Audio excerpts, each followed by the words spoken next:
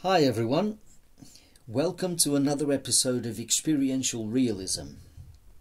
It's been an amazing journey so far, one of self-discovery, and where I've had the privilege of talking to some interesting people about interesting topics such as metaphysical idealism. My recent conversation with James Tartaglia, who has an extensive knowledge of the history of philosophy, clearly illustrates how idealists can differ in perspective.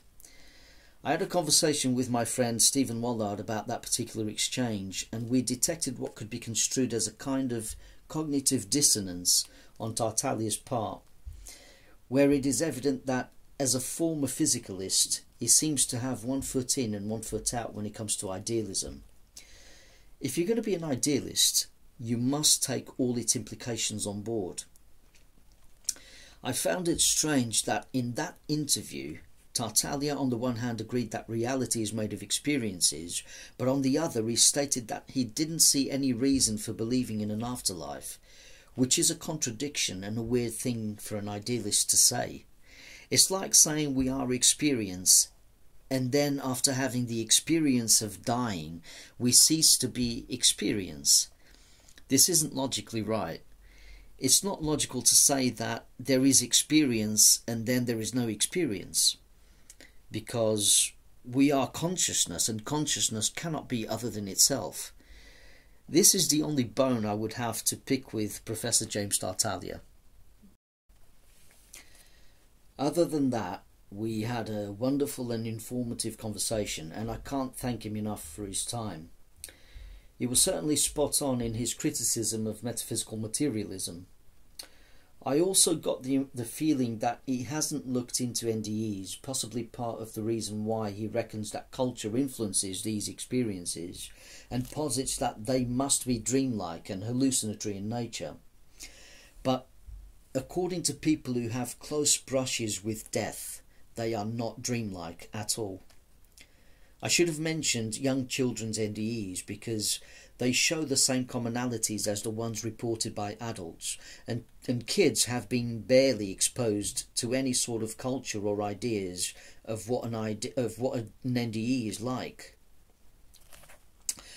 The confusion about what consciousness is also seems to be quite ubiquitous, and people, not just Professor Tartaglia, seem to be reluctant to embrace the implications of idealism. I think consciousness is deeply mysterious under both physicalism and idealism. No amount of words can convey what consciousness is. Experience seems to have a lot of power only because we know exactly what it means by virtue of being conscious. We may have good reasons to say consciousness is primary and fundamental, and even point out that the ground of existence could never be nothingness, therefore consciousness makes sense. But the nature of consciousness itself still retains some kind of ineffability. We are still driven to ask, who or what is the observer, or who is aware? It's a deeply philosophical question, and no amount of scientific playing with the medium of mind and the world of appearances in consciousness can get us real answers, other than narratives that pretend to explain it. Introspection, you'd think, is the way. But then again, once you directly apprehend that pristine cognition, and you come to know it directly, without distractions, you are at a loss to describe it with symbols and the limited tool of language once you return to conceptual reality. Materialists, in my opinion, have tried to have the cake and eat it too. Dennett states in his Consciousness Explained that in order to have an explanation of consciousness, we must start with unconscious elements in order to comprehend its emergence, because, after all, starting with consciousness is no sort of explanation, and this is where panpsychism fails. Dennett made perfect sense on this front, but suspiciously these words try to preserve emergentism at all costs. And the trouble is that when dealing with consciousness, we are dealing with the unborn. We are dealing with a fundamental phenomenon. Consciousness cannot be reduced to anything that, according to materialism, is more than itself. You can find neurons in reality, but you can't find consciousness because it is a first-person ontology. And as stated before, according to the logic then it applies to the notion of a real theory of consciousness, we are forced to intuit that in order to have a real explanation for physicality or materiality, we must start from the opposite. Well, what might that opposite be if not immateriality or the non-physical? Do we have evidence that there is such a thing, not nothing, which isn't like the objective world that we perceive as physical and are accustomed to? Well, yes, the brute fact of consciousness, the field of awareness in which the entire world of percepts can be said to exist, including the experience of physicality and concepts of objectivity and separation. Consciousness is the light. Light doesn't require another light source to be the very thing that defines it. It is its own light. As the psychologist and philosopher William James, who was influenced by the mystic Emanuel Swedenborg, by the way, as James once put it, we are like islands in the sea, separate on the surface, but connected in the deep. The view that makes more sense to me is monistic idealism. Reality is essentially mental in nature, and consciousness, who we are, is one phenomenon. And consciousness is the ultimate reality according to idealism. We used to think that brain activity must increase with psychedelics until we found out that the opposite is true. Excuse me. Brain activity decreases with psychedelics, lending credence to filtration theory. Old science textbooks postulate that consciousness emerges at the level of neurons, but even Sir Roger Penrose today denies that and reckons it's a quantum mechanical phenomenon. A step in the right direction at least, and thus stating that consciousness precedes life itself. Surprise. This is why we need science, so that we can revise preconceptions and update our understanding of reality. They used to think carbon in the universe was a latecomer, until the James Webb Space Telescope revealed that it actually formed much earlier, thus increasing the chances that life, including the time it takes for civilizations to emerge, is abundant in the cosmos. This discovery has just doubled the chances that what happened here on Earth happened elsewhere in the cosmos. With science, we can also inform idealism, mereology, and the mind-body relation. We are dealing with a metaphysical worldview that takes seriously quotes such as the following by Ralph W. Emerson, the 19th century transcendentalist and pantheist. The soul comes from without into the human body, as into a temporary abode, and it goes out of it anew. It passes into other habitations, for the soul is immortal. I can no longer laugh at this quote. I mean, I used to laugh at things like this as a materialist, but not anymore. You have to take this seriously.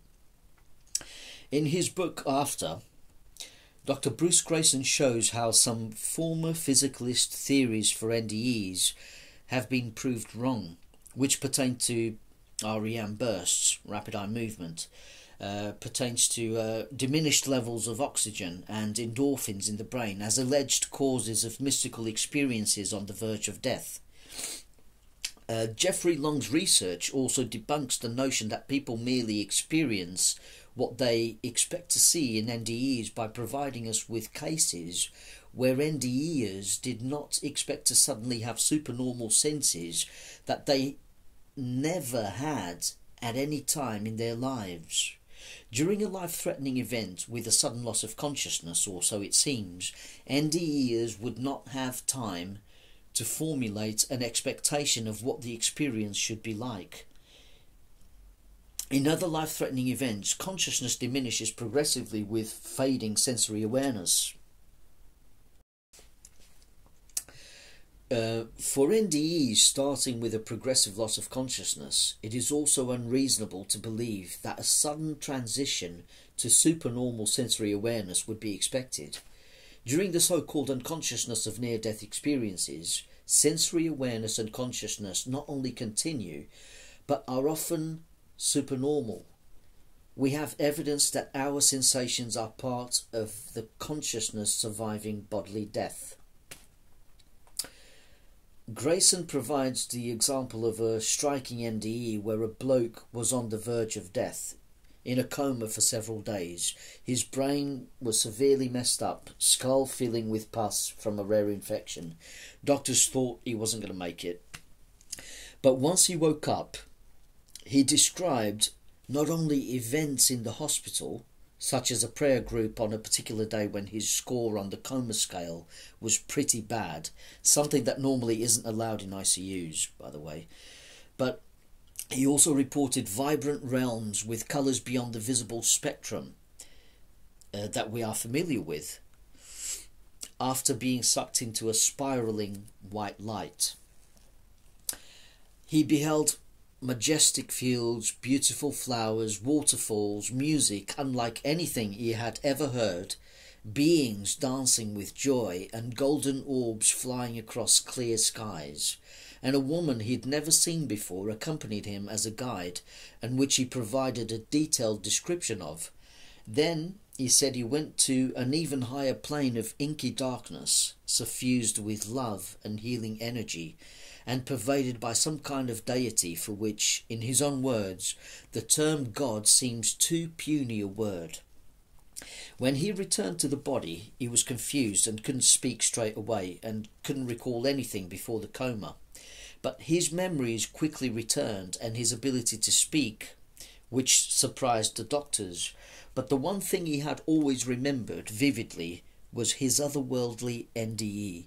This man was adopted from birth, by the way, and a few months later he met his birth family, who told him he had a sister who had died 10 years prior to their reunion. When they showed him a picture of his deceased sister, he was shocked to recognize her as his guide in his NDE. The woman who had accompanied him in an environment he had described as ultra-real. Now, you might be wondering if decreased oxygen in the brain might be a factor in causing these experiences, or if some type of brain chemistry, as a result, generate some kind of mystical hallucination that might coincide with real events. But how likely is that?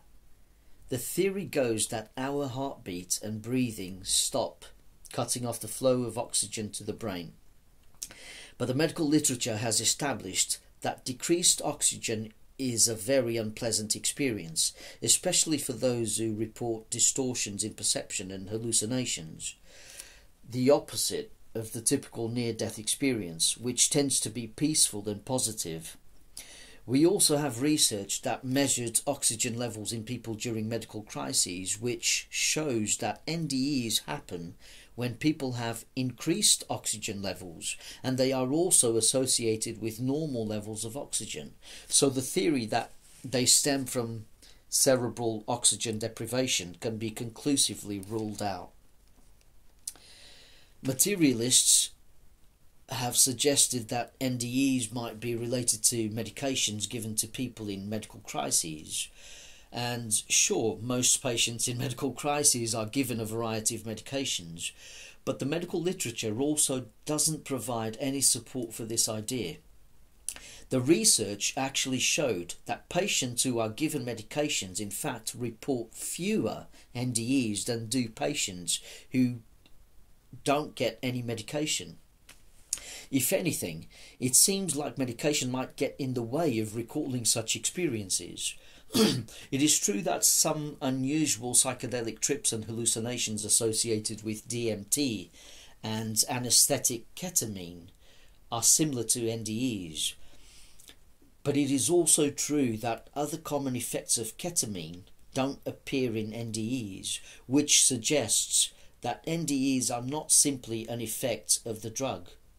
As for DMT, it is abundantly found in nature anyway. Carl Jansen, the neuroscientist who had promoted the ketamine model for NDEs, concluded after 12 years of research that he viewed ketamine as just another door to NDEs and not as actually producing them. Theoretical models based on endorphins also fell through, as bursts of these chemicals are short-lived and localized. REM bursts as the cause are also infeasible, as they are not present during general anesthesia, and people also report NDEs in this circumstance. This is what I found, and my quest for truth never ceased and has led me to conclude that materialism is false. I found that evidence weighs in favour of nature allowing for an afterlife. When I understood idealism and I discovered that we are the eternal witness, I worried about dead people. I asked myself what kind of afterlife is permitted by nature, hoping of course that it would be a pleasant one. So I looked at the research on what I take to be glimpses of death and what dead people tell the living through NDEs and even dreams. What do they tell us? That they are okay, that we don't need to worry, that it's all love and bliss, that they feel at home. And NDEs also remember stuff like past lives and become aware of the loving and interconnectedness of things. And they don't want us to suffer. They don't want us to worry. Of course, we may telepathically say to them, easier said than done, we miss you, and it's understandable. A patient who had an NDE and saw his deceased grandparents also saw the nurse he had been flirting with, which confused him. Upon returning to the body, he told the doctors what had happened and that he was confused because he saw the nurse whom he thought was still alive. The nurse had died in a car crash a few hours prior to his NDE. The nurse in the NDE told him, "This is where I am now. Tell my family not to worry because I'm okay." There are so many stories like this, and the research on NDEs which strongly evidence an afterlife has already been published in major medical and scientific journals. Anybody who dismisses those experiences as just hallucinations of a brain deprived of oxygen, an already established misconception by the way, and dismisses the striking prescience of NDEs as coincidences, is not a real skeptic. They are being dismissive, unscientific, and dogmatic in their materialism. There are instances where NDE patients communicate to the doctors trying to save them from an out-of-body perspective, and the doctors report feeling a strong intuition to continue with resuscitation against the odds. There is also the case of a woman called Nicole who had 3 NDEs in her lifetime, and she experienced going towards a bright light and felt like God was all around her and in her, and that she and everybody else is God, and that God is love, clearly expressing a kind of monistic idealism. And if she were to express this concept of God at her Lutheran church, she would most likely be rejected, because in the Abrahamic monotheisms, God is supposed to be his own person and separate from us. He is supposed to be outside the universe. Nicole's experience was one of all-pervading, unconditional love and oneness, where judgment doesn't exist, even though people tend to judge themselves upon a life review. In Nicole's case, she reported being guided by an angel, which she described as Casper the Friendly Ghost in her journal. Years after her experience, she could smell cigar smoke at home, which confused her because nobody in the household smokes. Then she heard a voice call out her name and said, "It's me, your grandpa. I was your angel. I'm Casper the Friendly Ghost." And her grandfather used to smoke cigars when he was alive.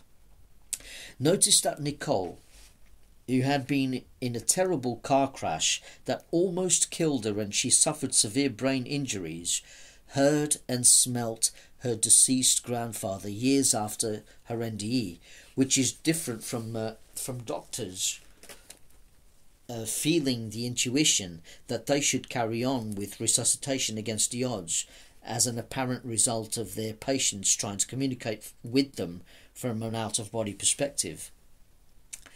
We could start building a theory around these reports where we could posit that people who have never had NDEs and never underwent severe physical trauma are more likely to perceive messages from disembodied beings in the form of intuition, and this might be construed as coming from their own personal subconscious minds. On the other hand, someone who's had an NDE might become more receptive to messages from the spirit realm and perceive them with greater clarity. It's important to also point out that Nicole hadn't recognised the angel in her NDE to be her granddad, which is unusual, and only found out years later from her paranormal encounter with him. One can only speculate why she hadn't recognised him in her NDE. It could be that at the time of her NDE, it was important that she didn't recognise her guardian angel. After all, she reported wanting to remain dead. She never wanted to return to her body. She said the other side was bliss. But she was strongly urged to return to her life on earth because she wasn't done. Perhaps her return to the body would have been more painful if she knew that she was talking to her grandfather at the time, communication that according to her was telepathic. Maybe her grandfather wanted to spare her the pain of having to say goodbye one more time and decided to remain incognito, as he felt she wasn't ready or it wasn't the right time to reveal himself. So he appeared as just a guardian angel.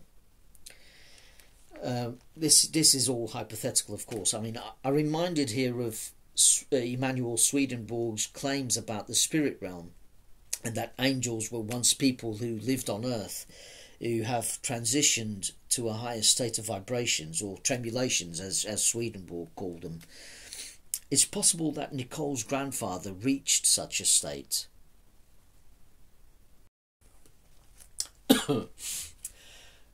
My friend Stephen Wollard has been having some interactions with Meta AI about a possible hierarchical structure within idealist metaphysics, where there's a conscious continuum or progression from lower selves to infinite mind. In this model, the subconscious mind communicates with the mind at large, which contains layered conscious realms forming a mental matrix. Typically, the right hemisphere of the brain receives insights and information from the mind at large, and once this is transmitted to the left hemisphere, it can trigger intuitions and synchronicities. This view incorporates input from extraordinary human experiences, which highlights the dynamic, interconnected nature of consciousness. And the concept of God here is re-evaluated and commensurate with pantheism, and panentheism and axial theism. It's the core God belief. The NDE examples I've come across dovetail nicely with the idea that communication with the mind at large is facilitated by disruptions to the makeup of lower selves here on earth, namely damaged or malfunctioning human brains.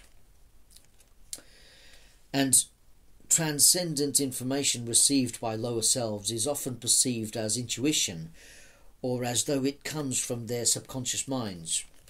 This also eerily dovetails with mediumship, as it's all about paying attention to what's being received. It's mental information. And Sally Taylor, the medium I interviewed recently, probably has a lot of experience with this. I also recommend the conversation between Stephen Wollard and Nini at the Hermetic Idealism podcast, as they touch upon this subject. It's science and spirituality on the Hermetic Idealism podcast. As far as I can tell, consciousness is fundamental and the ultimate reality. Anyone that postulates the existence of a substrate independent of the medium of mind, which also underpins or gives rise to consciousness, simply doesn't understand epistemology nor the natural direction of inference. A while ago now, I had a discussion with Mike Todd about metaphysical idealism, which revealed to me that he was conflating it with solipsism, as do many people. Monism aside, the original definition of solipsism is that only your finite personal mind exists, and this personal mind is the human perspective which Bernardo Kastrup refers to as a dissociated alter of the mind at large in his analytic idealism. Right here we can see that solipsism is at odds with idealism, which holds that multiple minds exist using the pragmatic theory of mind, and that they form part of a universal or cosmic mind. Mike Todd had also suggested a substratum beyond everything in which the capacity to experience is more fundamental, again conjuring an abstraction beyond knowledge, as the materialist does, and violating Occam's razor. It's then venial to be dubious of this idea of the capacity to experience as being primary. The capacity to experience is just another concept in experience, of which nothing gets behind. Consciousness is experience itself, and if it is fundamental, it is self-sufficient. What it does is what it is, therefore it needs no capacity to be itself. It is effortlessly itself. One might say that consciousness has the capacity to apprehend perceived objects, forms, concepts, which would be the vibrations in the medium of mind. But the minding, or the conscious of, is primordial and the ground of all reality. If there are no concepts to be apprehended, it becomes pristine cognition. It minds itself. The consciousness of consciousness. This is where the mirror analogy that Mike had employed about consciousness fails. The mirror analogy about consciousness can only take you so far and fall short in regards to consciousness, where it asserts that the mirror can't look at itself. It can. And when it does, no concepts can describe it because it is beyond them, hence its ineffability. And how would one know it is ineffable if nothing had been perceived? Obviously, the field of awareness remained. In fact, forget the word field or the concept of fields. It is possible to reach a state where only awareness remains. It has to be experienced. It is what Donald Hoffman called the quality of the one. We don't say that light, which is made of photons, has the capacity to produce light, because it is what it is. By virtue of what it is, it illuminates everything else. This notion that the capacity to experience is what's primordial seems to me to imply a mechanism outside of consciousness, which would be another abstraction beyond knowledge, akin to the same one that physicalism suffers from. So Mike Todd's psycho-physicalism, as he calls it, still suffers from the hard problem of consciousness, and also indirectly appeals to the cop-out that is Noam Chomsky's new mysterianism. And to then backtrack and say that consciousness is not experience, but only its capacity, is to corrupt what we mean by consciousness in the first place.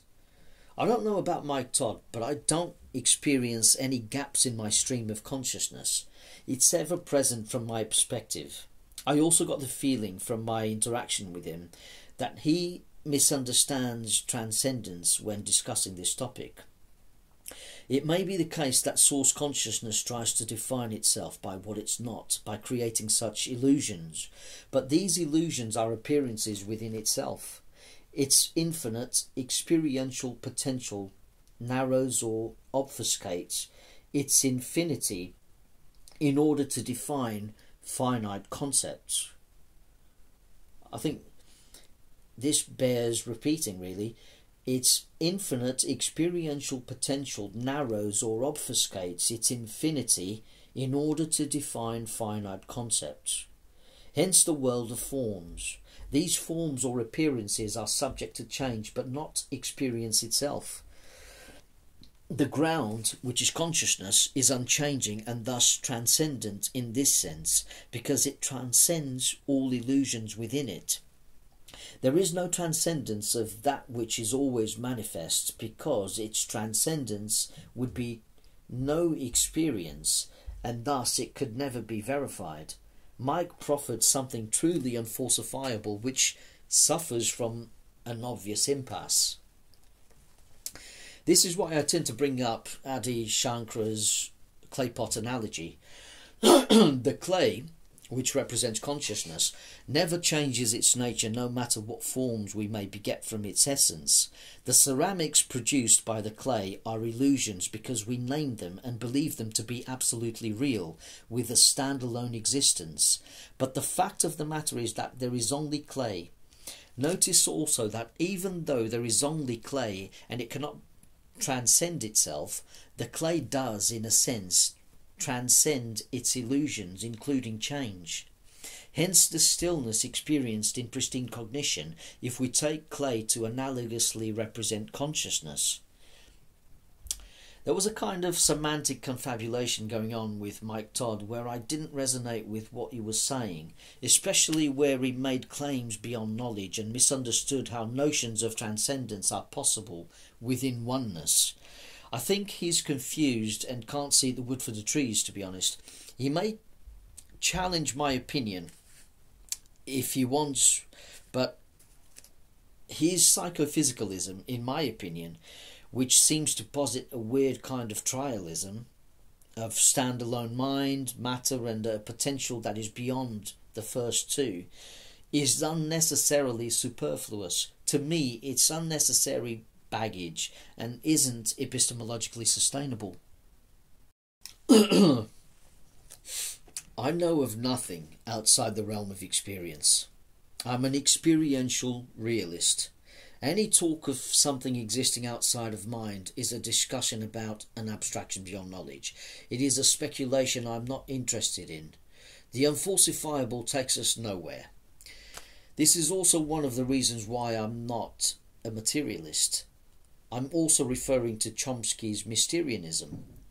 I do think that some philosophers ought to try to experience directly and explore the nature of the very thing they are trying to philosophize about. I feel that sometimes they get lost in language and semantics, too much mapping and not enough of the territory, too much of the left brain hemisphere and not enough of the right. There should be a balance. To me, the Kabbalion resonated more. Mike ought to read it and reread it, because his criticism of it is also unsound. It's all there. It's all in the Kabbalion. He should revise the principles. If we assume something beyond the mind which produced it, why stop there and not presume another transcendent existent that begot the thing that produced consciousness, and then surmise about something beyond that ad infinitum? It would be like turtles all the way down. We soon run into the infinite regress problem. The observer just is and transcends space and time. We may never reach a full comprehension of the infinite creative principle in consciousness. We may never truly grasp infinite mind, as there is no real end. It may be the case that we are forever chasing the dragon, as it were, once we've had ineffable experiences and ponder the nature of consciousness. It may be the case that we are the head of the dragon, trying to understand itself, but every time we start with the tail in order to get to the head runs away with itself, and we forget that we are the head in the first place, and that there is no need to chase or search for it beyond ourselves. We already are the head. We can just sit still and observe. we may apprehend direct experience. Consciousness is observing. It's that knowing. It's the awareness behind everything. Chasing it from the tail may be a fruitless endeavour, a hopeless enterprise of looking for narratives that may satisfactorily describe it, that may apprehend it somewhat. But consciousness itself is nondescript, and no storytelling from the human perspective will ever be able to capture it. Mike's psycho-physicalist hard problem is worse than physicalism's, because at least the physicalist starts with an objective reality that can be verified, even if physicalists misinterpret its data. So idealism certainly doesn't collapse into solipsism as Mike claims, especially if you take the view of dissociated alters to be true. And there is evidence for alters in nature in the appearance of life forms, including alter egos in the single body of a person suffering from multiple personality disorder. Mike's view, by his own admission, still relies on experience, however ineffable the qualities it sometimes adopts may be. It shouldn't surprise us that some experiences defy explanation or cannot be adequately apprehended by language. If we are going to talk about leaps of faith beyond what can be epistemically ascertained, sure, solipsism is a hard problem. But we can overcome this problem with our theory of mind. This leap of faith is a small one and doesn't just exist in idealism. It also exists in physicalism and every other metaphysic. It's a small one because we recognise that our human mind is possible in reality by virtue of its existence. We can reasonably assume that the emergence of human minds in the universe is also possible, as we know of no law forbidding a plurality of minds. To dismiss idealism on the grounds of an unfalsifiable proposition such as solipsism is unfair, because you might as well dismiss all other metaphysical views. He also claimed his view is non-conceptual without realising that it's still nothing but a bundle of concepts. If it wasn't, it would be incoherent and itself ineffable. It isn't, and is thus amenable to criticism, which is what I'm doing right now. As human beings, we can't help but use concepts in order to communicate ideas. We live inexorably in a conceptual reality. During our exchange, he also presented me with an article from the Stanford website, as though Stanford is necessarily an authority on any subject, which it isn't, as I've found some of its articles erroneous or incomplete on a number of subjects. That's not to say it isn't useful sometimes. In any case, I don't see any problems with foundationalism and tend to be quite suspicious of coherentism, another red herring he brought up, which prompted me to point out that reality can be counterintuitive, and we can't even trust ourselves to be sure of what we think we know. When it comes to consciousness, in particular, I am still waiting for someone to cogently explain to me how it is an emergent property rather than a fundamental. Funnily enough, I've been accused of imposing epistemological restrictions by Mike, as though I'm solely responsible for the way the world is and how much we can claim to know about it.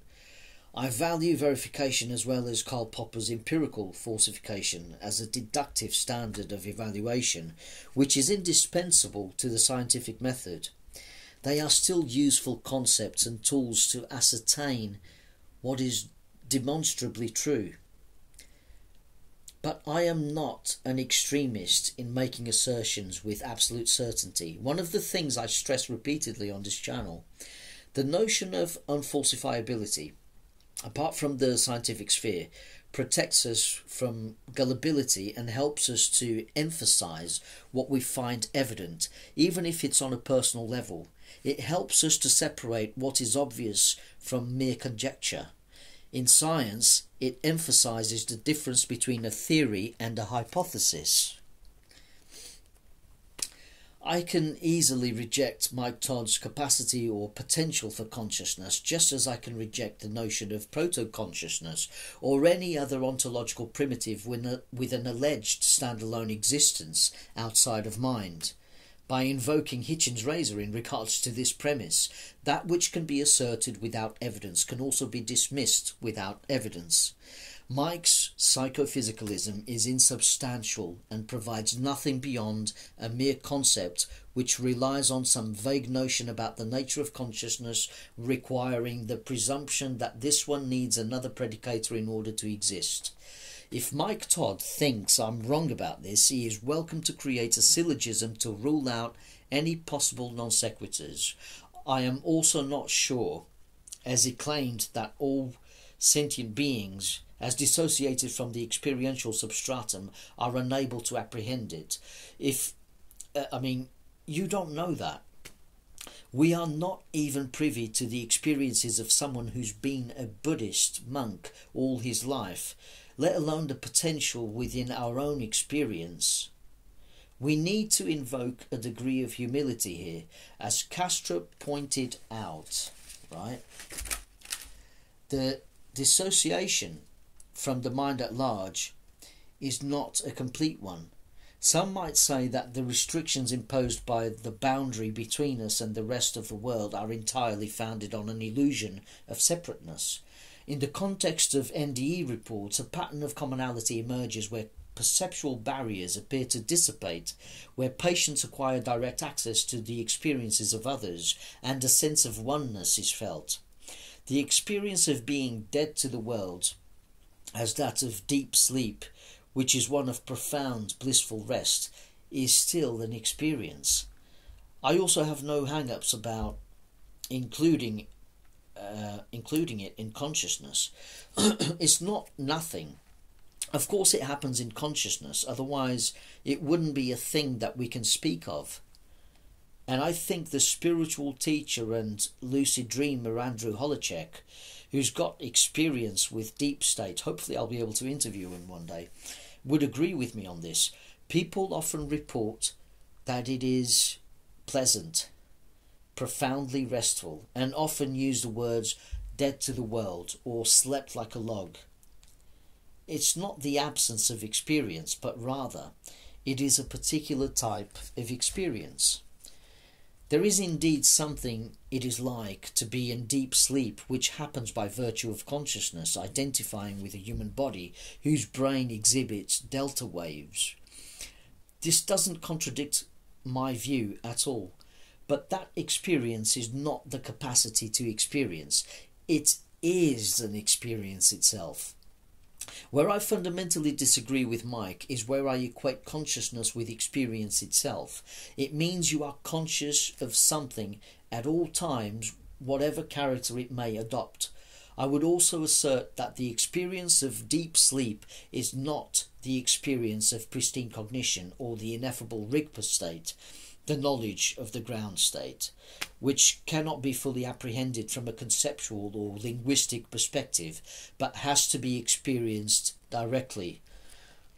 Just as the theory of everything, if we can ever formulate such a thing, will never be reality itself. Everything about my experience tells me that mental monism is true, and the concept of matter under the untenable metaphysical materialism is a mere concept that we conveniently apply to convey certain observed features of reality. Now, I know I've taken issue with Bernardo Kastrup's claim that the mind at large is not metacognitive, so I'd like to clarify that my view is one of pan-experientialism. It's all experience, and one can experience both phenomenal consciousness and metaconsciousness. The pleroma from which all modes of experience can be derived includes both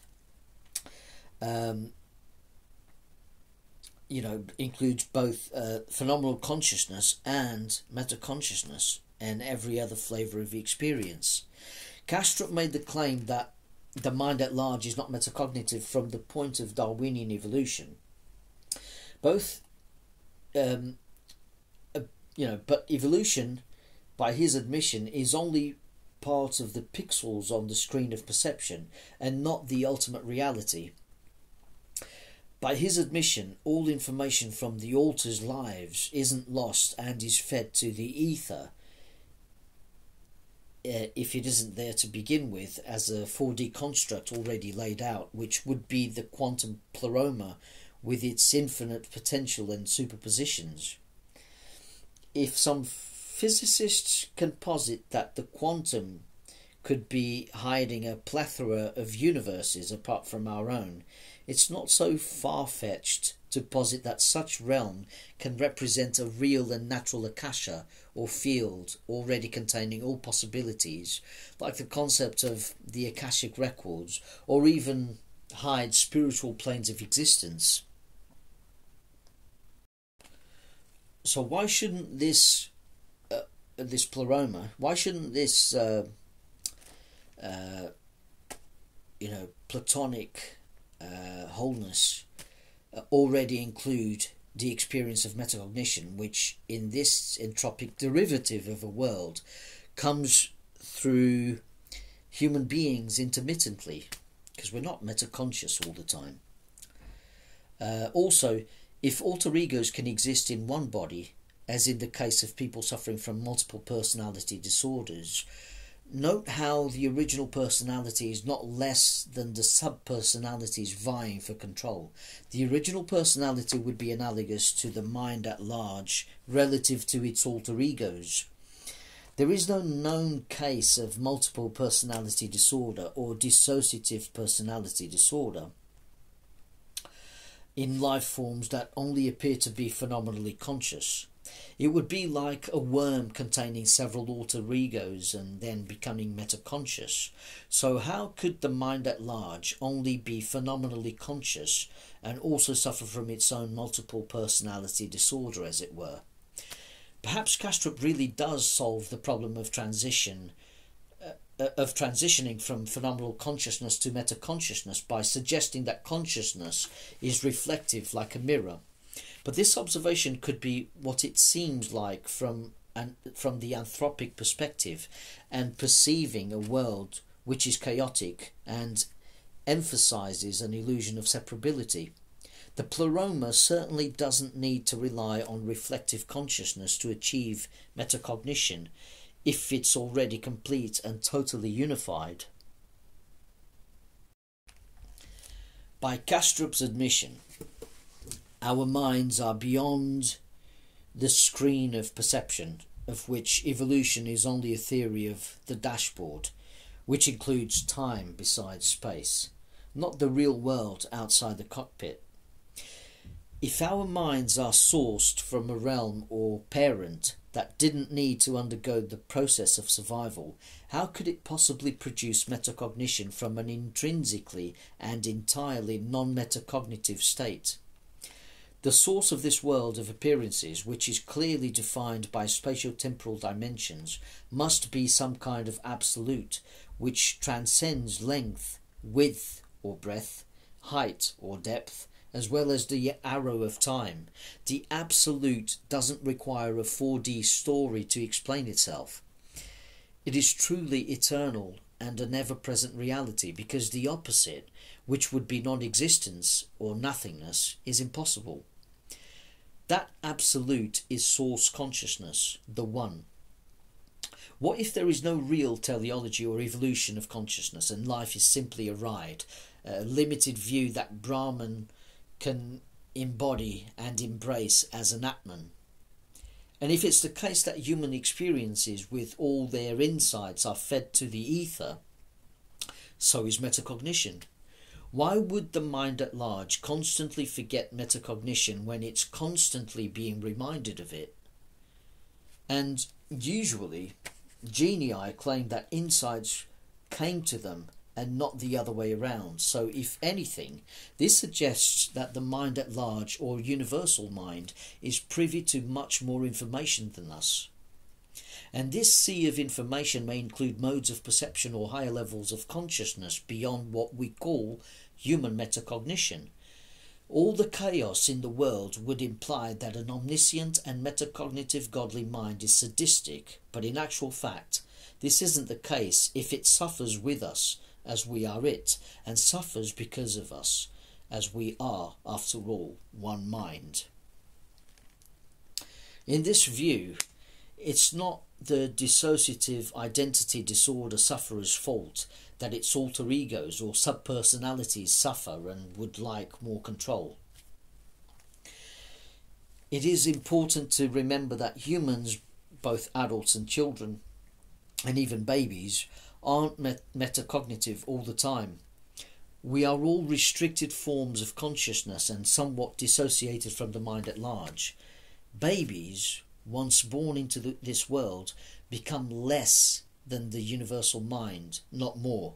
The baby soon learns pain and becomes aware of the dissociation, gradually losing his or her oceanic feeling, becoming more aware of little self in relation to the world as time passes.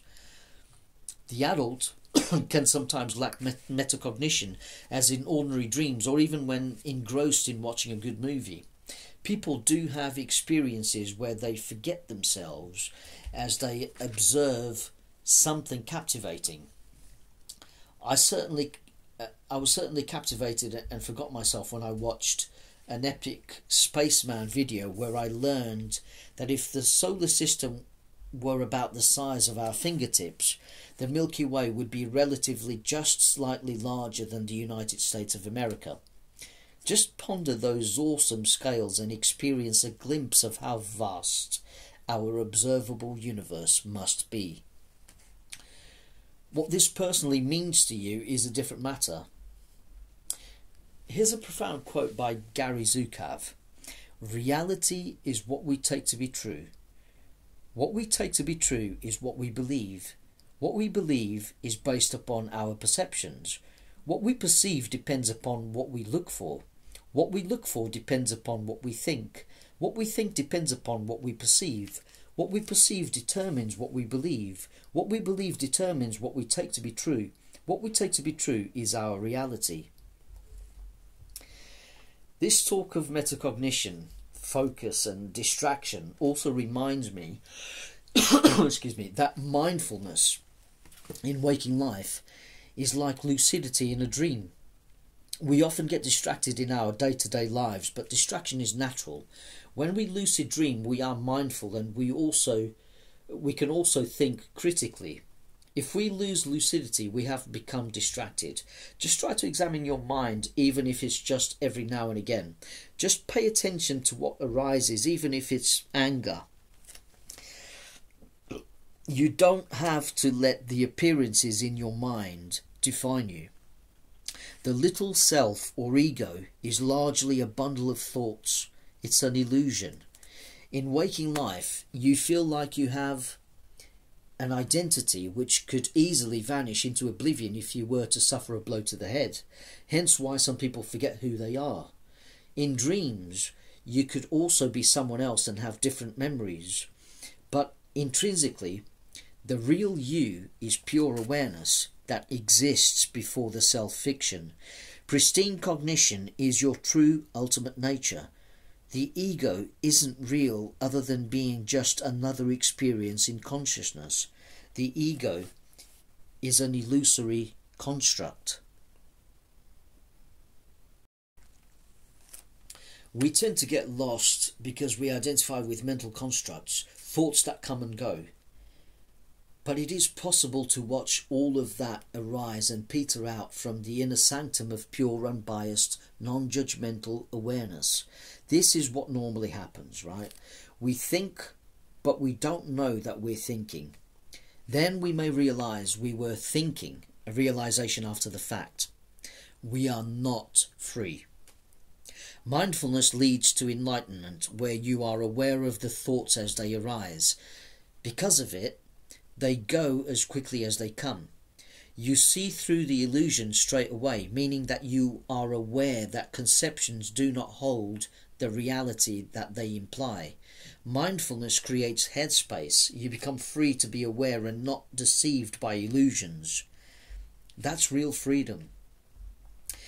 It'll be like leaving Plato's cave. Not the kind of freedom to choose based on ego inflation, desires and fears. Not the kind of perceived free will that Jean-Paul Sartre described, whose impetus is an idealistic essence. This kind of false freedom, as Sartre made us aware, breeds anguish when we, as human beings, are confronted by multiple choices.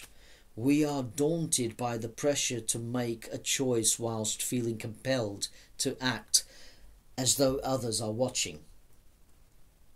As Epictetus once said, wealth consists not in having great possessions, but in having few wants.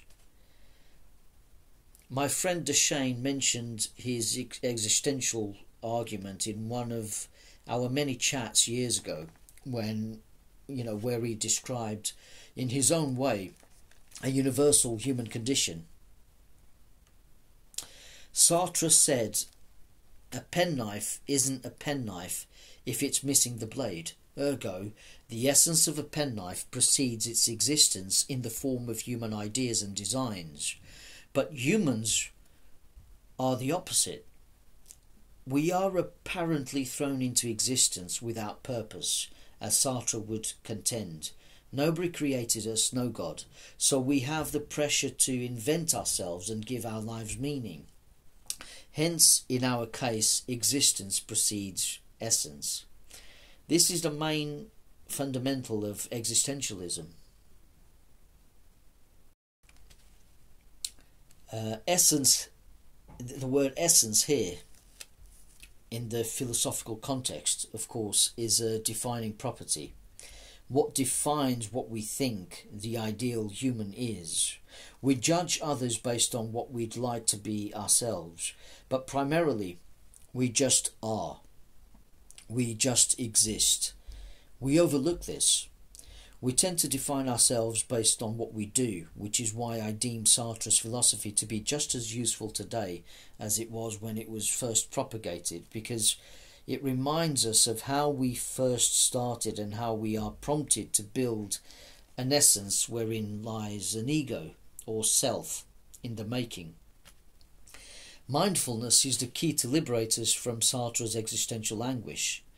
Mindfulness reminds us of our unassailable inner sanctum, who we are first before the burden of finding purpose, meaning, and identity is experienced.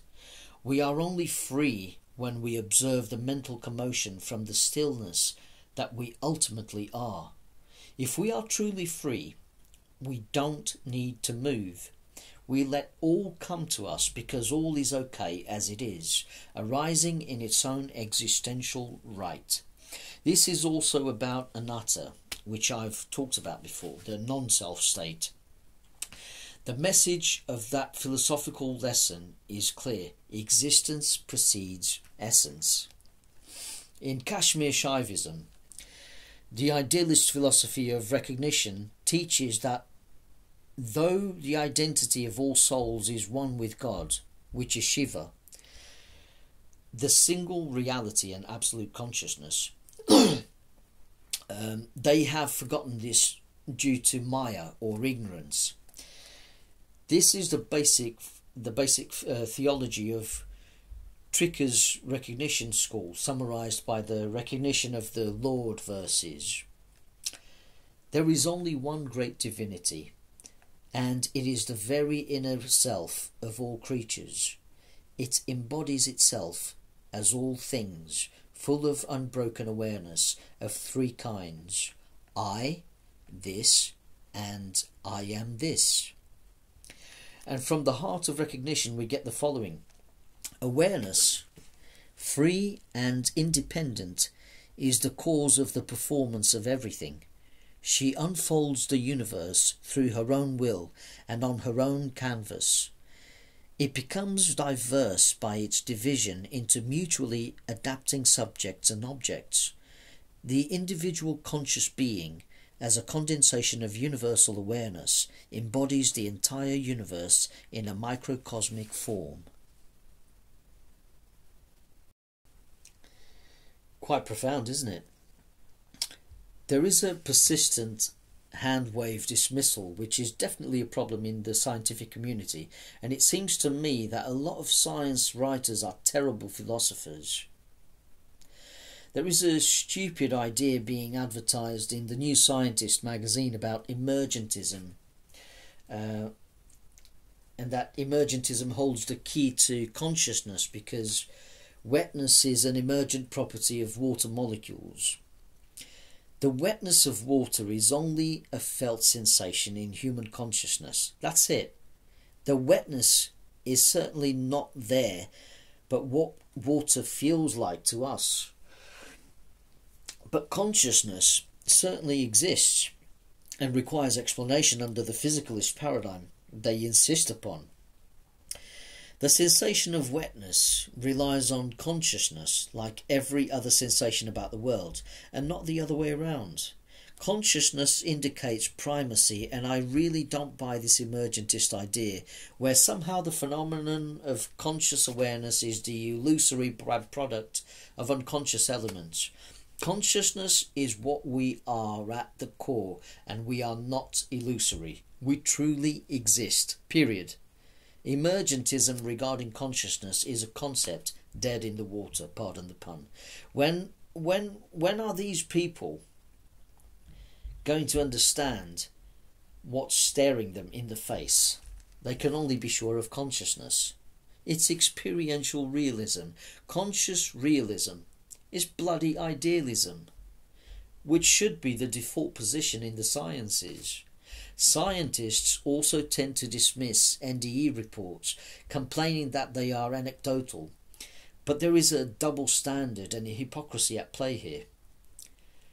Most scientific research starts with the collection of anecdotes, anyway, which are then verified and compared until patterns emerge to formulate hypotheses and theories. The rigorous investigation of anecdotes is of immense value in medical research in particular, and critical in the discovery of AIDS and Lyme disease and unexpected drug effects. If we ignored anecdotes because they are not based on controlled lab experiments, doctors would ignore patients' reports of chest pain and breathlessness, for example. They would say, it's just anecdotes and not worth looking into. They would ignore symptoms which are vital clues to what's going on. You know, imagine going to the doctors and saying that you have a migraine, and the doctor tells you, well, I can't take you seriously because what you report to me is just an anecdote. It would be catastrophic. It beggars belief. Very few topics of scientific research can be studied with controlled experiments anyway. Many fields regarded as science lack laboratory experiments, if they are not next to impossible, such as astronomy, evolutionary biology, geology and paleontology. You know, sometimes in order to probe reality we need to go beyond what we can immediately apprehend. You know, otherwise the doctors would just tell us, well, I don't believe that you have a headache or a migraine. You know, I can't prescribe anything to you unless you are bleeding in front of me. There's nothing I can do. It's you know, imagine if we lived in a world where that kind of mentality, the kind of mentality that they regard NDEs with, was applied in all fields of research. It would be chaos. Nothing would get done. Even the perception that parachutes save lives is largely based on anecdotal evidence. They could never do a test where one group jumps out of an aeroplane flying at an altitude of thousands of feet with a parachute and another one without. It would be insane. Sometimes, under exceptional circumstances, common sense might be applied. And it's important to interpret empirical observations with honesty, like when the authors of a psilocybin study noticed how the psychedelic reduces brain activity despite the reports of enriched transpersonal experiences, an observation that lends credit to metaphysical idealism and undermines what's expected under materialism.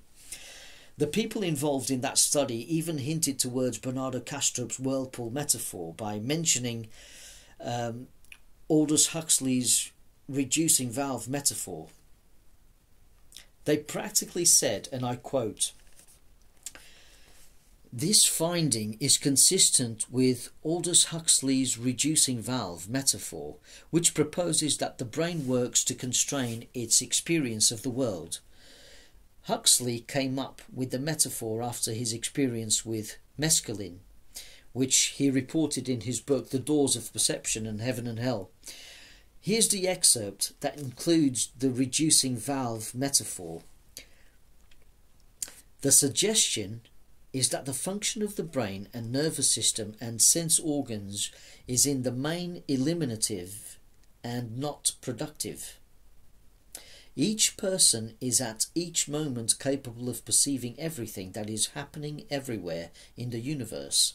The function of the brain and nervous system is to protect us from being overwhelmed by shutting out most of what we should otherwise perceive or remember at any moment and leaving only that very small and special selection which is likely to be practically useful." Also from the book, "To make biological survival possible, mind at large," sound familiar? Mind at large has to be funneled through the reducing valve of the brain and nervous system. What comes out at the other end is a measly trickle of the kind of consciousness which will help us to stay alive on the surface of this particular planet. To formulate and express the contents of this reduced awareness, man has invented and endlessly elaborated those symbol systems and implicit philosophies which we call languages. Every individual is at once the beneficiary and the victim of the linguistic tradition into which he or she has been born. The beneficiary inasmuch as language gives access to the accumulated records of other people's experience. The victim insofar as it confirms him in the belief that reduced awareness is the only awareness, and as it bedevils his sense of reality so that he is all too apt to take his concepts for data, his words for actual things. This is Aldous Huxley. The psychedelic rock band The Doors took its name from the title of Huxley's book, which is itself a reference to a quote by the English artist and poet William Blake. And this is Blake, "If the doors of perception were cleansed, everything would appear to man as it is, infinite. For man has closed himself up till he sees all things through narrow chinks of his cavern." It's from Blake's The Marriage of Heaven and Hell. As Alan Watts put it, we do not come into this world, we come out of it, as leaves from a tree.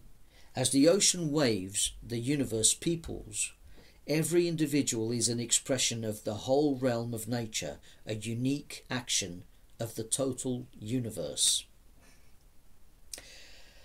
And all expressions are mental in nature, I would add.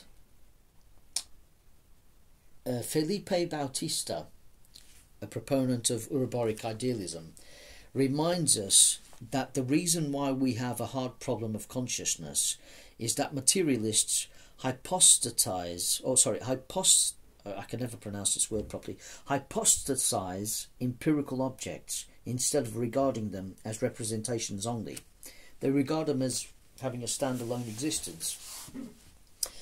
And Kant pointed out that motion is also a representation. Immanuel Kant said, "Neither bodies nor motions are anything outside us. Both alike are mere representations in us. And it is not, therefore, the motion of matter that produces representations in us. The motion itself is representation only, as also is the matter which makes itself known in this way. And David Hume states in his first inquiry, "It is a question of fact whether the perceptions of the senses be produced by external objects resembling them. How shall this question be determined?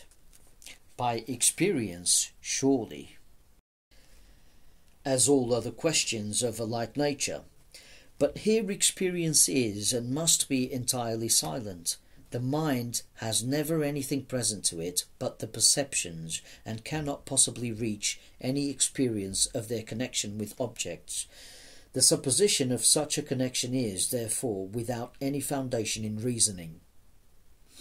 And as Werner Heisenberg tells us, modern physics has definitely decided in favour of Plato. In fact, the smallest units of matter are not physical objects in the ordinary sense. They are forms, ideas which can be expressed unambiguously only in mathematical language. According to Thomas Campbell, consciousness evolves by lowering its entropy, and consciousness in this process found that it could create patterns and sequences of patterns, and grew by giving its patterns meaning. It also needed time to create sequences, and it also broke off pieces of itself in order to interact with itself. Caring and cooperating lowers entropy, according to Campbell. What is more attractive about idealism for me isn't just the prospect or possibility of an amazing afterlife. It is primarily the fact that it's more parsimonious and elegant than metaphysical materialism. And, of course, people like Mike Todd are always welcome to pose challenges to the idealist paradigm and question the possible holarchic dynamics of a cosmic mind and its individuated personal minds, provided that idealism is sincerely stillmanned in the first place before launching a critique that precludes semantic misunderstandings, and where validly scrutinising details as a pushback in favour of idealism isn't construed as splitting hairs or hand-waved off because the critic either doesn't really understand the topic or simply has an agenda involving ego inflation and narcissism, where the appearance of cleverly refuting idealism is done so using specious argumentation. It's hard to let go of the preconceived idea under materialism that the mind is what the brain does, but if we are honest with ourselves, we come to realise that the interpretation that the brain creates the mind is not a scientific fact. Over 100 years ago, William James wrote that the mind can also be a function of the brain, the way the keys of an organ make music by opening the various pipes to let the wind escape in various ways. The organ does not produce the wind or the music. It removes the obstacle holding the wind back. In a similar vein, the brain does not generate consciousness but filters it instead. In Aristotelian times, ensoulment was believed to occur at 40 days from the moment of conception. As the Dr. Rick Strassman found, the pineal gland is formed from the 7th week inside the fetus, when sex is also identified, which coincides with the 49 days it takes for the psyche to enter the body and be reborn, according to the Tibetan Book of the Dead. The Tibetan Book of the Dead is also known as Bardo Todol. In Tibetan Buddhism, the dead wander the intermediate realm in search of the liberation that comes with the clear light, the light that is pure consciousness itself, a reality beyond the illusion of samsara, which is the cycle of death and rebirth, our current world. Whether the first signs of fetal pineal tissue indicate the representation of ensoulment from a second-person perspective, I don't know. But if we could be sure that human perspective begins at 7 weeks as the body is forming, then we would have grounds to re-examine Descartes' notion that the pineal gland is the seat of the soul. But it wouldn't necessarily revive Cartesian dualism, given the monism conveyed by analytic idealism, which accommodates correlations between brain activity and mental states.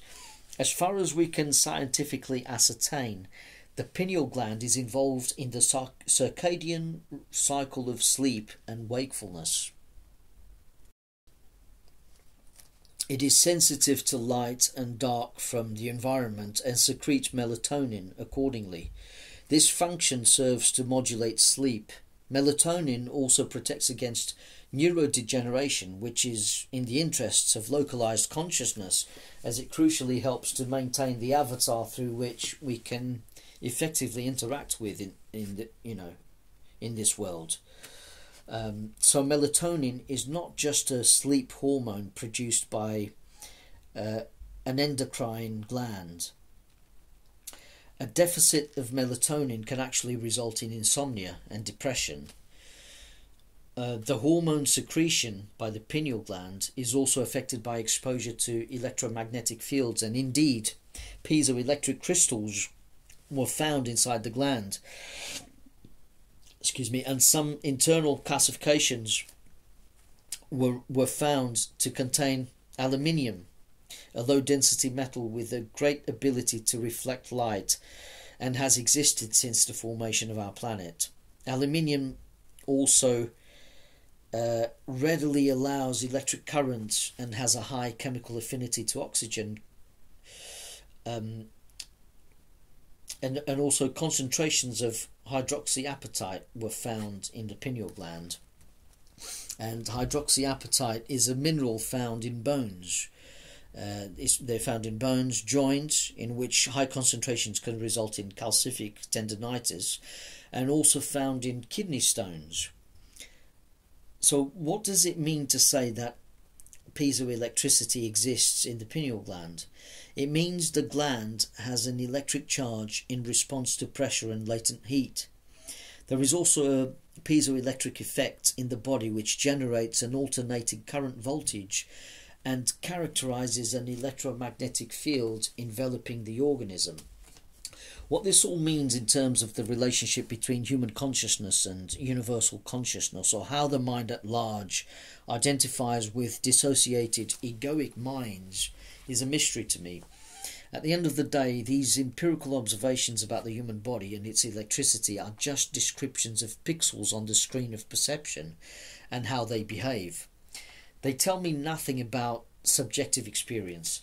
The only thing that informs me about what human perception is like is my own mind, nothing else. But this shouldn't discourage us from studying correlations and making empirical observations. Take studies about psychedelics, for example. It has been observed that psilocybin disrupted connectivity across cortical networks and subcortical structures. These changes were driven by desynchronization of brain activity across spatial scales and was quite salient in the default mode network, which is connected to the anterior hippocampus and thought to create our sense of self. This persistent desynchronization or suppression of connectivity correlated with an antidepressant effect. The acute brain effects of psilocybin are consistent with distortions of space-time and the self, and a high dose of psilocybin has demonstrated immediate and sustained symptom relief in depression. It is also associated with experiences of ego dissolution. Acute effects of psilocybin also include an increase in glucose metabolism in frontal and medial temporal cortices, and EEG and resting state functional magnetic resonance imaging studies have reported decreased signal power and decreased functional connectivity. Right there, these observations refute the ludicrous idea proffered by Mike Todd that increased levels of glucose could be behind rich psychedelic experiences. No study has ever demonstrated that increased metabolism of sugars is behind the generation of rich mental experiences, let alone the emergence of consciousness under materialism. Although an increase in synaptic plasticity may correlate with psilocybin's long-term antidepressant effects, as was observed in rodents, psychedelics, DMT included, exert their effects by disrupting high-level brain systems, as observed by the Centre for Psychedelic Research at Imperial College London. It is important to point out that scientific results don't necessarily prove a particular metaphysical position, but these observations regarding how psychedelics affect the brain are very relevant to the mind-body problem, and they do seem to befit idealist metaphysics more than physicalism. In fact, the data is certainly more problematic for the latter, and anyone who refuses to acknowledge this simply misunderstands philosophy of mind. These scientific observations certainly inform metaphysical hypotheses. An important point was made by Bernardo Kastrup and Professor Edward Kelly. Here's the excerpt from their essay. The problem is that modern brain imaging techniques do detect clear spikes in raw brain activity when sleeping subjects dream even of dull things such as staring at a statue or clenching a hand. So why are only decreases in brain activity conclusively seen when subjects undergo psychedelic experiences instead of dreams? Given how difficult it is to find one biological basis for consciousness, how plausible is it that two fundamentally different mechanisms underlie conscious experience in the otherwise analogous psychedelic and dreaming states? Food for thought, isn't it?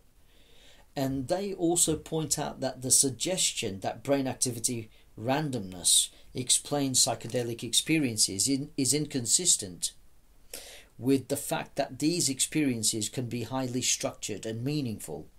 The randomness here means signal diversity in the brain, by the way, as posited by the people involved in those studies. The problem is that brain activity is reduced, and such results are counterintuitive from a materialist perspective, because if brain activity indeed constituted experience, psychedelic states should correlate with more brain activity, not less. It is also important to note that cerebral blood flow, which increased or appeared to increase in the visual areas of the brain under the influence of LSD, is not brain activity. It just tends to correlate with it, and reductions in CBF are found all over when subjects were exposed to psilocybin. Previous studies tended to be vague and rely more on CBF readings, whereas the most recent studies use magnetoencephalography, or EMG, MEG, which provides a more accurate reading of brain activity as it measures it directly. It's a more reliable method for reading the brain. Undeniably, with MEG, reductions of brain activity were observed all over. The same was observed with LSD when compared to placebos.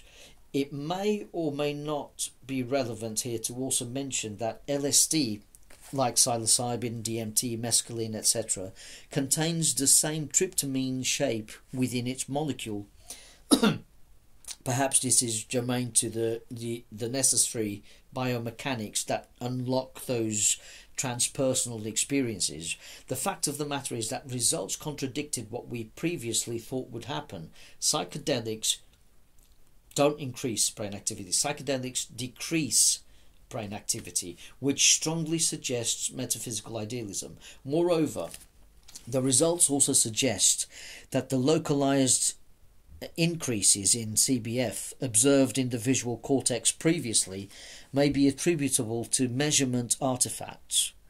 The MEG papers also show that although brain activity decreased, the little activity that remained appeared to be more synchronized across brain regions.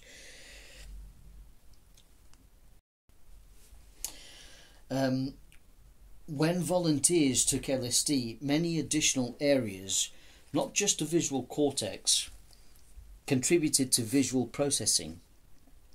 The authors of the Meg paper also have less confidence in modest increases in CBF confined to a small area in the visual cortex than they do in the broad decreases in activity directly measured with Meg. As they state in their paper, quote, "One must be cautious of proxy measures of neural activity that lack temporal resolution, such as CBF or glucose metabolism, lest the relationship between these measures and the underlying neural activity they are assumed to index be confounded by extraneous factors, such as a direct vascular action of the drug. For this reason, more direct measures of neural activity, example EEG and MEG, should be considered more reliable indices of the functional brain effects of psychedelics, and it is notable in this regard that our previous MEG and RSFC findings with psilocybin are highly consistent with those observed here with LSD. Thus, rather than speculate on the above-mentioned discrepancy, it may be more progressive to highlight the advantages of EEG/MEG and dynamic fMRI." Unquote. Even materialist neuroscientists, such as Enzo Tagliazucchi and Robin Carhart Harris, would acknowledge that evidence shows, according to neuroimaging studies examining the effects of psychedelics, that there is an inverse relationship between brain activity and subjective experience, which is at odds with physicalist intuitions, thus ostensibly supporting the tenets of idealism. The more the drugs deactivated the brain, the more intense were the subjective experiences reported by the subjects. So even the tentative explanation that psychedelics selectively affected inhibitory brain processes, thereby allowing excitatory processes to grow unchecked elsewhere, didn't pan out.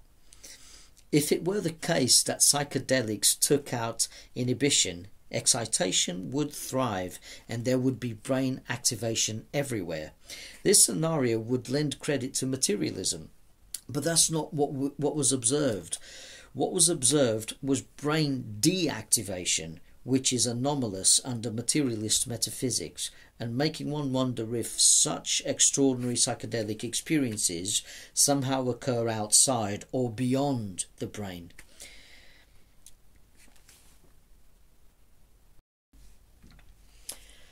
The blood oxygen level dependent activity, or BOLD, bold activity, detected by a functional brain scanner or fMRI, was used in a study measuring variability of that activity, or how much the bold signal amplitude changes over time.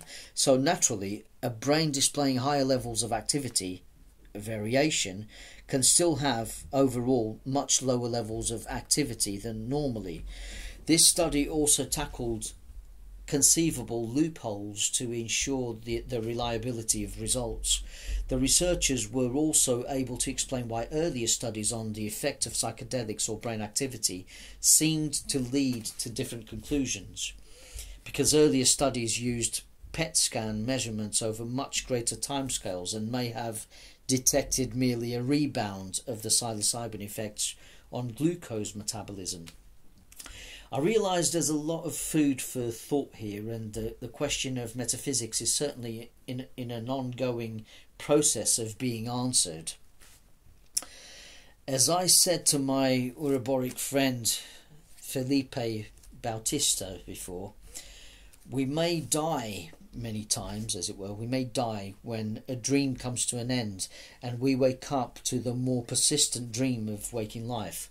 Another way to look at it is that death is only an illusion, because consciousness, as an irreducible ontological primitive, cannot be destroyed. So the question of whether or not we are dead right now and don't know it might be moot. We may even liken the physicalist to a non-lucid dreamer if he or she prematurely rejects the possibility that life is only a dream and assumes that parts of the dream give rise to the dreamer. The epistemic idealist in this context would be akin to a lucid dreamer. So, as you can see, this analogy is very fitting. The idealist appears to be more awake than the materialist, and the materialist suffers from many preconceived ideas. Anyway, thank you for listening, and don't forget to hit the like button and subscribe to Experiential Realism. Thank you very much.